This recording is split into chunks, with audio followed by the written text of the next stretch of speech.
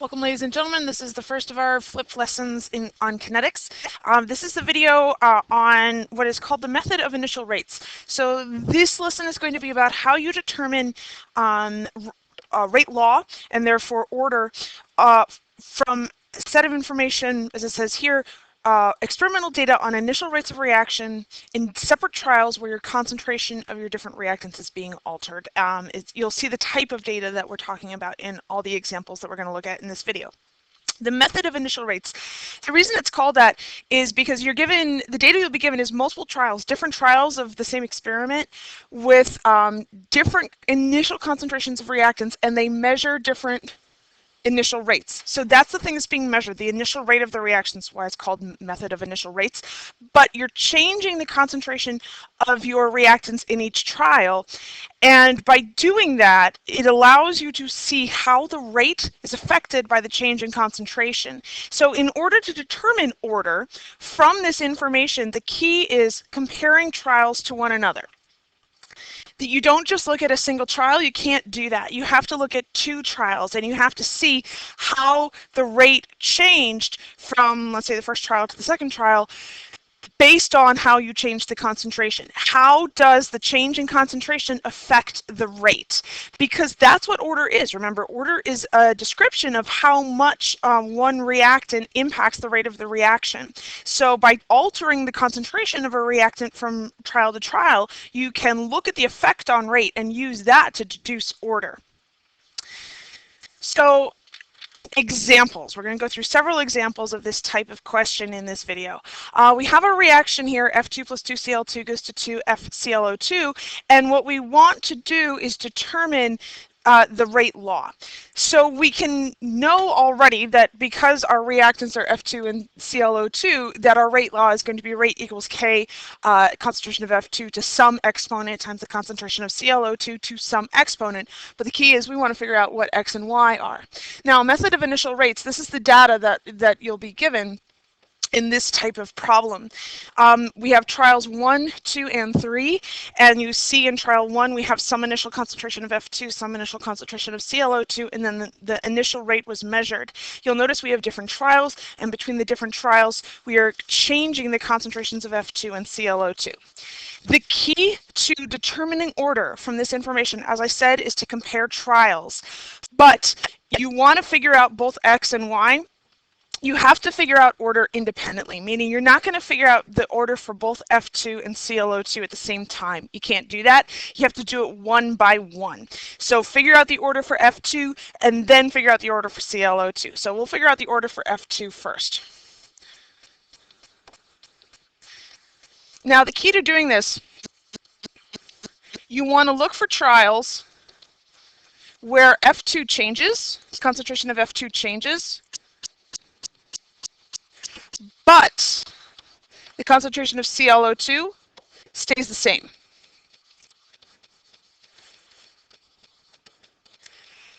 That's critical. That's absolutely critical. You want to look for trials where F2 is being altered, but the concentration of ClO2 is staying the same. The reason for that is because if we can find trials where this is the case, then we know because the ClO2 was staying constant that any impact on rate had to have only been down to the concentration of the F2 changing, right? You kept the ClO2 constant, meaning you took it literally out of the equation. Any change in rate where ClO2 is staying the same must be due to the F2 changing. So that's why we want to look for that. So I'm going to just erase that so I can put my work down here. So looking for trials where that's the case, where the ClO2 is staying the same. Oh, I notice these two trials right here, 1 and 3. So if I look at 1 and I look at 3, I notice that the ClO2 is staying the same, but then F2 and ClO2, F2 is changing. So from trial 1 and trial 3, the concentration of the ClO2 is staying constant, but the concentration of the F2 from trial 1 to trial 3 doubles, right? It doubles. It goes from 0.1 to 0.2. So then we look at the rate. It's 1.2 times 10 to the minus third and then 2.4 times 10 to the minus third. The ClO2 is staying the same. The F2 doubles. The rate is also doubling. Okay, well, the ClO2 is staying the same, the concentration of the F2 is doubling, the rate is doubling, so the fact that the rate doubles must be due to the F2. Now, this effect where you double the concentration and then you double the rate, that is a first order relationship, right? The fact that both of them double, that's the definition of first order. So we can make the conclusion that the reaction must be first order in F2. And then we're done with the F2 bit. And then we move on to the ClO2. And we're going to do the exact same thing for the ClO2, but now we have to look at different trials. So we want to find now trials where the F2 is staying the same, but the ClO2 is changing. So now I notice trial 1 and 2, the F2 is constant. So now between trials 1 and 2, any change in the rate must be due to the change in the ClO2 because the F2 is staying the same, so it's not impacting the rate at all. Trial 1 and 2, F2 stays constant, and then, okay, let's see what happens. What happens to our ClO2 concentration between trials 1 and 2? Between trials 1 and 2, the ClO2 concentration quadruples. Okay. What happens to the rate between trials 1 and 2? From 1.2 times 10 to the minus third to 4.8 times 10 to the minus third. The rate also quadruples. So the fact that the rate quadrupled had to be due to the fact that you were changing the ClO2 because the F2 wasn't changing at all. This right here, remember, whatever change you make in one, you get the exact same change in the other. That is the definition of first order.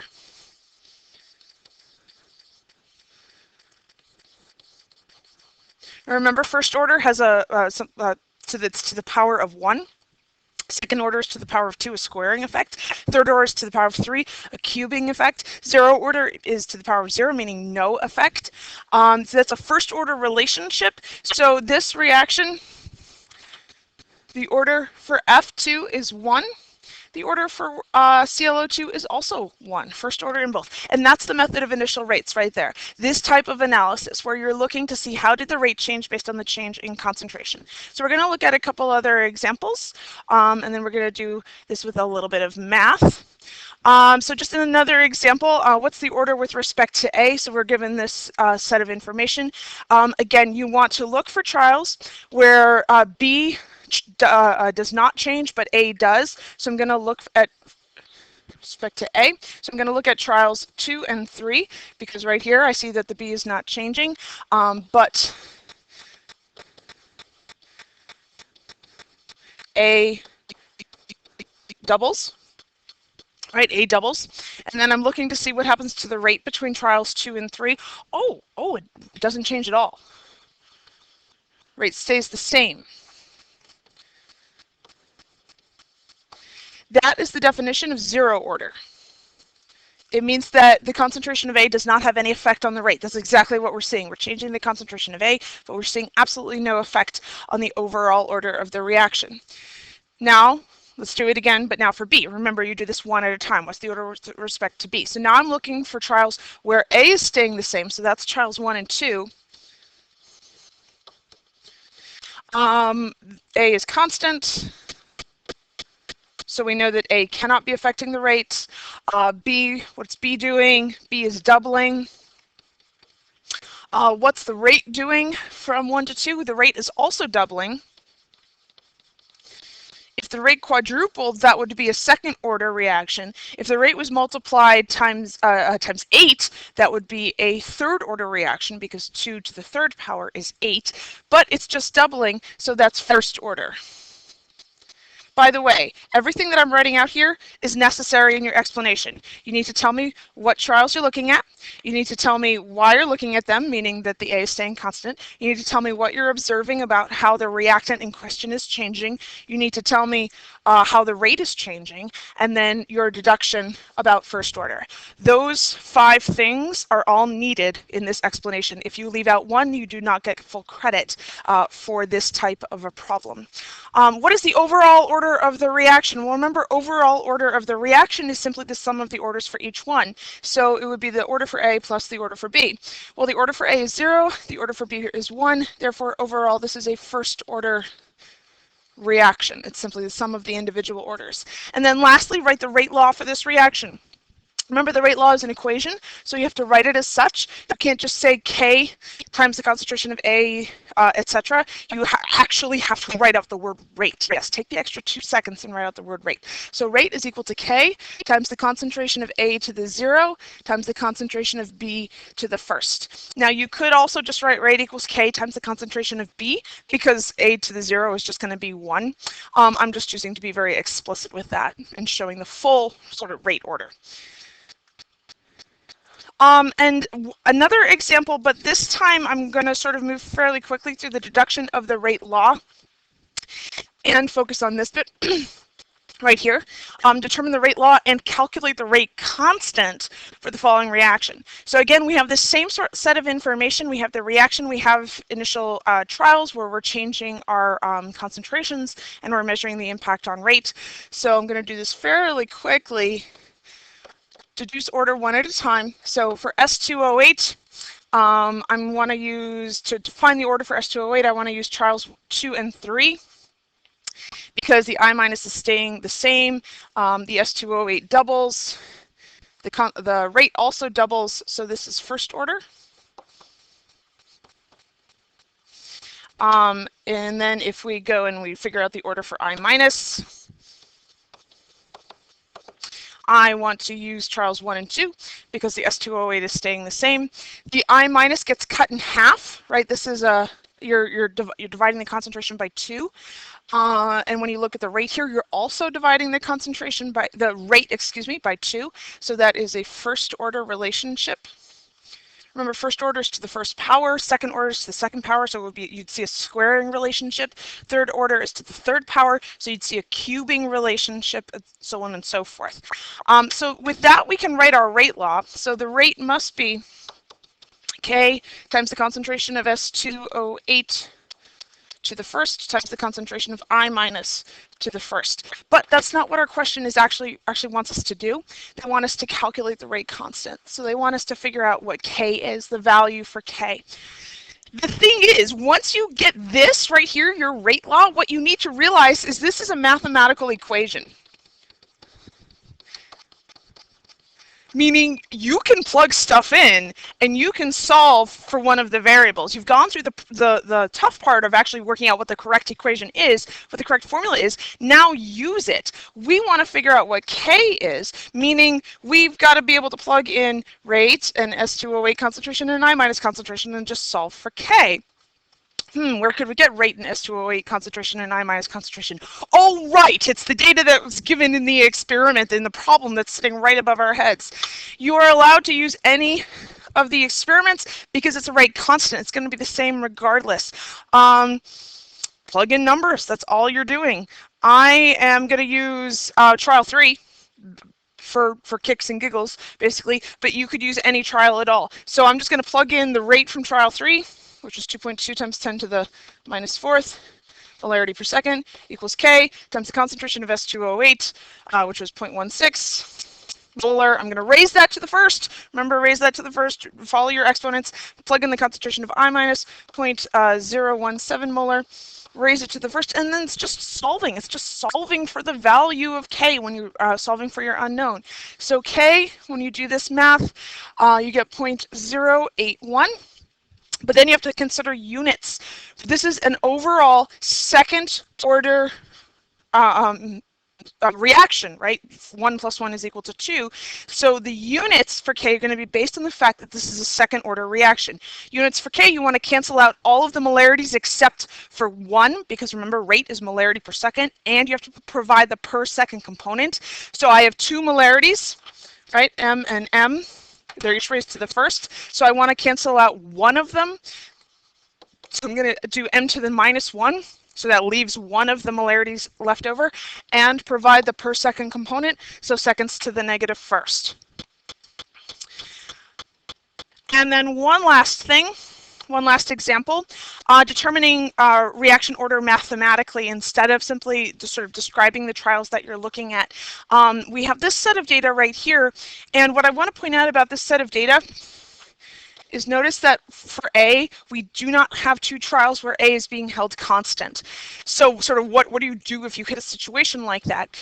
You can determine order mathematically. We can figure out the order for A pretty easily because we do have two trials of where B is being held constant, but determining the order for B is going to be a little bit more involved.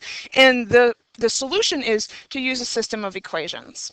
So before I move on to the system of equations, we're going to work out the order for A. So for figuring out the order for A, again, we want to use trials 1 and 2. A is being multiplied by 1.5. And I can work that out if you don't recognize that 0.018 to 0.027 is multiplied by 0.15. What you do is you sort of divide the larger one by the smaller one. So when you do that, you get 1.5. So 0.18 goes into 0.027 1.5 times. And then again, looking at what's happening to the rate, sort of same idea. 3.9 times 10 to the minus 6 divided by 2.6 times 10 to the minus 6 is also 1.5. So it must be a first order reaction in A. A must be first order. But again, working out B is a lot more tricky because we do not have two trials where A is staying the same. So what we're going to do is use a system of equations to solve this. Now, so we've established that A equals first order. That one's easy enough. We can do that from the previous one. But to find the order for B, what we want to do is use set up a system of equations and use the information from trials where B is changing. You cannot use trials 1 and 2 for B because it doesn't change from B doesn't change from trial 1 to trial 2. So those are the only two combinations of trials that you cannot use to determine the order for B. You have to pick ones where B is changing and sort of see how rate is affected by that. I'm using 3 and 1. You really don't have to. You could use 4 and 1 or 4 and 3, but you just can't use 1 and 2. So system of equations looks like this, right? This is a system of equations. What I've done is I've written out rate laws for trial 3 and trial 1, and I've simply placed sort of the rate law for trial 3 over the rate law for trial 1. That's all this is. I've written out two rate laws because what this is going to allow me to do is now to basically plug stuff in and then cancel stuff out. So K will cancel because K is going to be the same on both sides, right? K is the same on both sides. I know the order for A, right? I know that X is 1. But all I've done here, this is just the rate from 3 and the rate from 1. I'm just plugging in the numbers, and so 7.8 times 10 to the minus 6 over 2.6 times 10 to the minus 6, that's equal to 3. So we're just going to plug in our data. So I'm going to sort of go back to this and plug in numbers. So the rate for 3 again is the 7.8 times 10 to the minus 6. I'm going to divide that by that 2.6 times 10 to the minus 6. Now K's have canceled, so I'm not going to include them anymore. And now I'm going to plug in the concentration for A from trial 3, and then I'm going to raise that to the first power because we established that the order for A is 1. And then I'm going to plug in the concentration for B from trial 3 and raise that to the Y. Again, that's what we're looking for. We want to figure out what Y is. And divide that again by sort of the rate law from rate 1. K has canceled. Concentration of A in trial 1 is 0.018 molar raised to the first. Concentration of B in trial 1 is 0.036 molar also raised to the Y. And then it's simply solving. Notice how we only have one unknown here. So this bit right here becomes 3. Now you can't multiply 0.036 times 0.054 because you don't know if they have the same exponent, right? We know that this is 1, but we don't know what Y is. So you really have to separate this out, and I'm going to do 0.036 divided by 0.018 first, and that's 2. Now I can simplify this because they do have the same exponent. So I can do 0.054 times divided by 0.036, and that's 1.5 raised to the y. I want to solve for y, so I have to divide both sides by 2. That gets rid of that. So 3 divided by 2, is 1.5. So 1.5 is equal to 1.5 to the y. Oh, I wonder what y is. Y must be equal to 1, and that's the order for B. So system of equations is a method of determining rate law or rate order when you don't have nice, neat, clean data. If you don't have two trials where one reactant is staying the same in terms of its concentration. It's a way of proving it mathematically. You're free to use this method for ones even maybe where we do have trials where they're staying the same, if you like this method. If you don't like this method, this is what you need to pull out. You can use the other one most of the time, but you'll need to pull this out of your toolbox if the data isn't perfect, if it's not super neat and clean and not super apparent.